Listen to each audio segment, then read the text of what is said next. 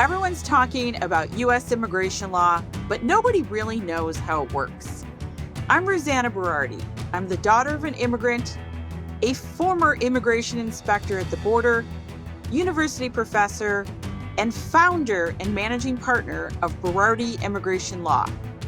I've done nothing but U.S. immigration law for over 30 years, and it's time to stop the misinformation on all sides. I'm going to tell you how it all works, the inside story. This is Immigration Weekly with Rosanna Berardi. Well, this is going to be a good episode. So much talk about searching of cell phones, what's going on at the border. Can the government really look at Facebook? Can they look at my post that I wrote a few years ago on Instagram? How does this all work? Guess what? Short answer, the answer is yes, they can. And today I'm going to break down why and how. So let's back up a little bit. What are we talking about here? So to give you the proper context and framework, we're talking about the U.S. Immigration and Nationality Act. That's the law that governs United States immigration. It was enacted in 1952. That's the core foundational law that we're really working from. And it's been amended a bunch of times, 1965, 1986, 1990. Most recently, 1996. That was the last revision of the U.S. Immigration and Nationality Act. It was called the Illegal Immigration Reform and Immigrant Responsibility Act, IRA. I was in law school when this bad boy was actually revised. So the Immigration and Nationality Act, it's the law. The Code of Federal Regulations are the rules that apply the law. No, this is not a law school lecture, but I want to give you some context. And where does this all fit and how does it work regarding citizens, non-citizens? Well, just remember, the foundation of U.S. immigration law is this Immigration and Nationality Act. It establishes the basic foundation. We are a system of sponsorship. This means if you live in Greece and you want to come to the United States, you can't just pack your bag and go. You have to be sponsored. By who?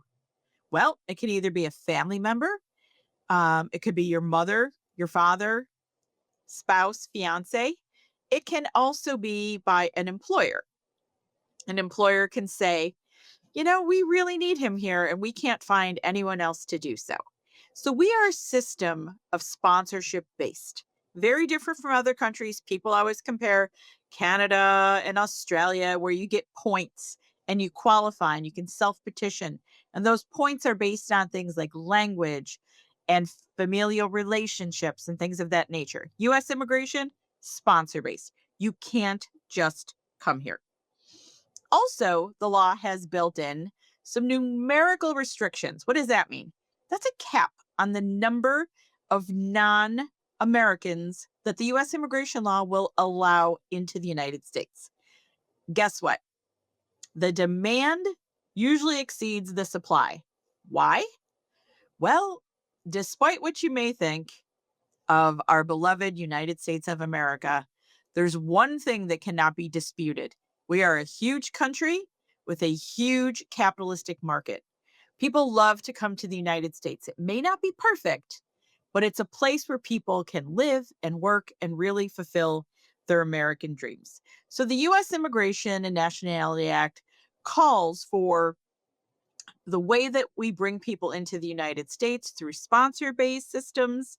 It also establishes if you're here and something bad happens, you've been arrested, convicted of a crime, you can be removed.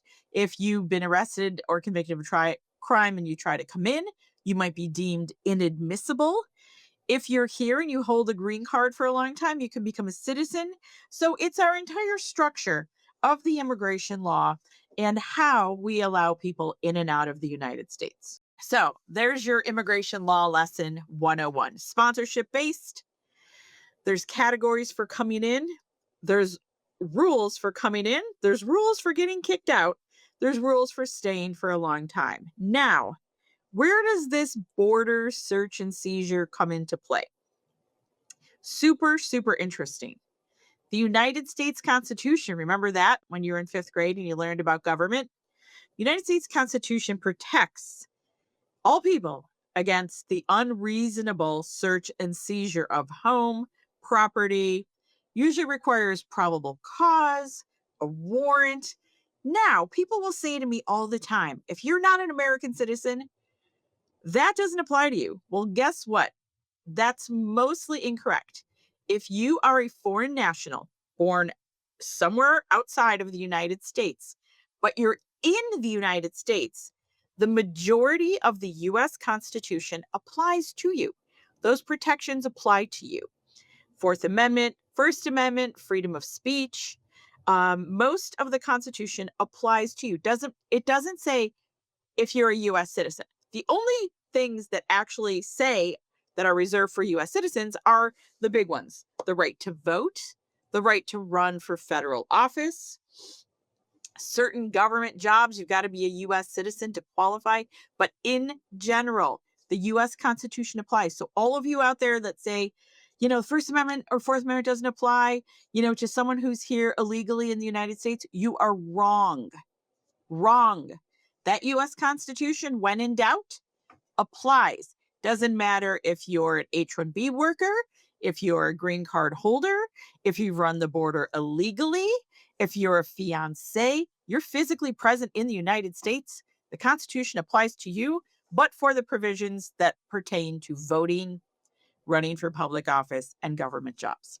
Okay, why does that matter? Well, the ability to search and seize documents looks like it's strictly prohibited under the Fourth Amendment. If you looked at the Constitution, you'd say, well, government can't do this. I'm not giving them my phone. Well, guess what? There's something called the border search exception. And that means what it says. Basically, the exception means that the government can do whatever the heck they want when it comes to people coming in and out of the United States. There's a lower expectation of privacy when you're coming in and out of the US. Guess why? To secure and protect our borders. This is not anything new. This is not a Trump rule. This is not something born in the last 10 years. This has been around for a very long time. The border search exception allows Customs and Border Protection to search and seize anything they want. Now, remember, I'm a former immigration officer. Back in the 90s, 1993 to 1998, I hung out at the border a lot. I had a gun, I had a badge. When we were inspecting people for admission to the United States, for example, Greyhound bus would come across the Peace Bridge a lot on the weekends, Saturdays. Picking up people in Toronto, they had to all be inspected. We would search their luggage, oftentimes for vehicles coming across that border. We'd search their cars. We could look in their purses, their checkbooks. Now, in the 90s, people weren't carrying their cell phones everywhere, but essentially they were carrying their planners. Some had, what were those things called? The Blackberries. I'm dating myself here, but not everybody walked around with their cell phones like we do today. But that being said, we were still searching things. The government, infamous. If you live in a border city, how many stories have you heard about? Oh my God, I got my car searched by the government. They tore out the back seats. They didn't even put it back together. They didn't even tell me why. This has been going on since the sands of time. So the government has the ability to look at your phone, look at anything in your possession, look at your luggage, look at the trunk of your car, anything in your pockets. Does not have to be plain sight. They can say, do you have a phone? And if you say no and they search you and find it, they're going to pull that out and they're going to take a look. So what can they search? They can search basically anything they want: phones, laptops. They can do a basic search, which is just like scrolling through. An advanced search. There's really no warrant required. And there's been some case law on this back and forth, back and forth. But really, most case law has said, you got to do this. It's really important for the US government to know who's coming in and out. And that aspect of searching is critical. So let's go back to it. There's two types of searches. There's the basic one where the government says, hey, give me your password. Do you have to give it to them? I would recommend yes. If no, they could seize this bad boy. They can hold it for a really long time, but let's just say you comply, given your password, and they scroll. That's just a basic, they can look at your social media. Now remember, most of us, when we log into our phones, you could see everything, right? Like Facebook doesn't have a special code to access, so they can scroll through it. Now, if they want to copy anything from your phone, they really have to get special permission to do that. So best practice, if you're entering the United States and you're carrying your phone, just remember they can look at it. They could seize it if they want to. Now, here's something interesting. We all back up most of our phones and pictures and stuff on the cloud. Can the government get access to the cloud? In 2018, there was a directive that specifically covered this issue, and it said basically only information that's physically present on the device is supposed to be subject to search. If you back up everything to the cloud and you delete all your apps and your email, and the only thing on here are your calendar or a few pictures or whatever, and the government says, give me your Apple ID to access the cloud, they're not really able to do that. It's a policy limitation and a restriction. So remember, if things are backed up onto the cloud, they are not able to look at that. So anything that is live and well and present in your phone is definitely game. How about social media? People don't like this one. But fun fact, since 2019, which was many moons ago, the US government and Department of State has required every visa applicant that applies for a visa to come to the United States to provide their social media handles and identifiers for the last 5 years. This really isn't anything new. People don't like it. They don't want the government to look at what they post on, X or Facebook or TikTok. But it's out there. And remember, all of these things that are, living, breathing, there's really no expectation of privacy. If you're posting stuff on Facebook that's inflammatory or trashing your ex-husband or whatever, that expectation of privacy isn't going to really get you too far. People can see it. Government's going to be able to scroll through it. They can look at your social media apps. They can see what's there. And if they want to, if it's egregious enough, they can prevent your entry from the United States. So let's do a couple law school fact patterns here. Like, okay, I'm at the border, I have my phone. What can they look at? Well, it depends on who you are. So I'm a US citizen. I was born in the great state of New York, United States of America.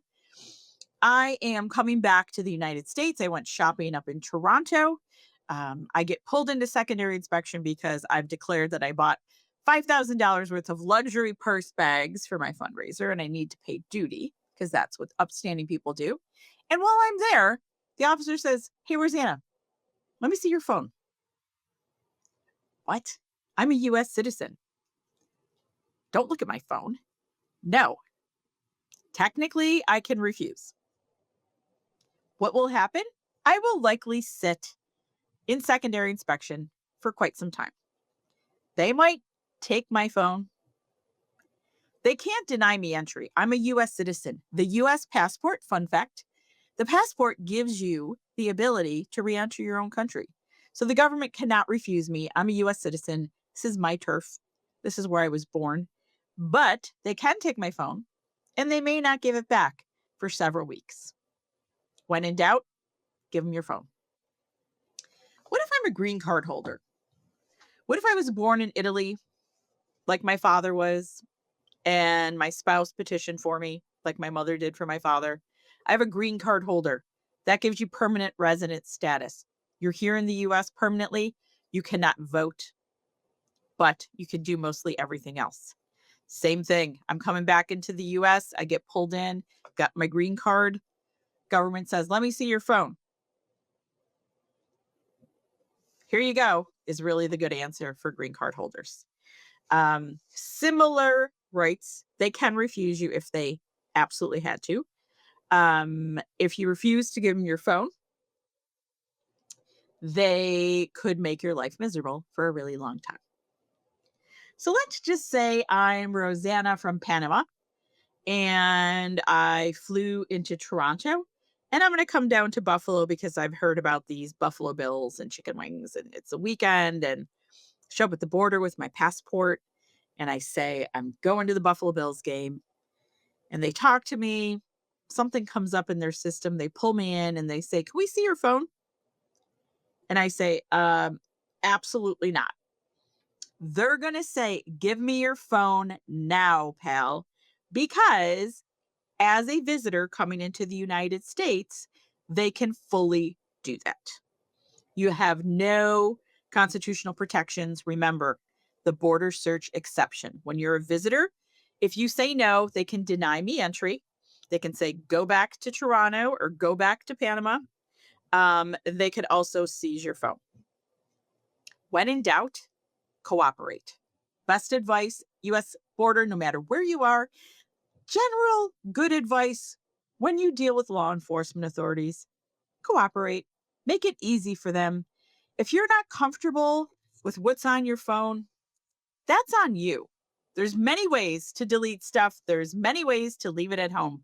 But just know this phone is an extension of who you are, just like your purse, your luggage, the trunk in your car, your vehicle in general. Remember, the takeaway, U.S. Immigration and Nationality Act, 1952 is when this all started. Hasn't been amended since 1996. We're a system of sponsorship. You can't just come here. It is a privilege. You need to be invited, sponsored. This is the backbone of our immigration system. How does the Constitution work? Constitution applies to everybody, regardless of status, but for the narrow exceptions of voting and holding public office. Crossing the border, can they touch your phone, your laptop, your luggage? Absolutely. Best practice, cooperate. It's not that complicated. And please, no, don't go to your friends and say, oh, under Trump, they're looking at phones. I'm not pro-Trump. I'm not anti-Trump. I'm here to educate you. This has been the cornerstone and the foundation of the U.S. immigration law for decades. Okay? Don't go out there and say that. I worked at the border in the 90s and was doing this. This is not new. What's new? The media's talking about it. This was Immigration Weekly with Rosanna Berardi. Thanks for joining. Be sure to connect with me, Rosanna Berardi, on LinkedIn, or go to our law firm at BerardiImmigrationLaw.com. And if you don't want to miss the latest and greatest, be sure to subscribe to the podcast and share this with your friends.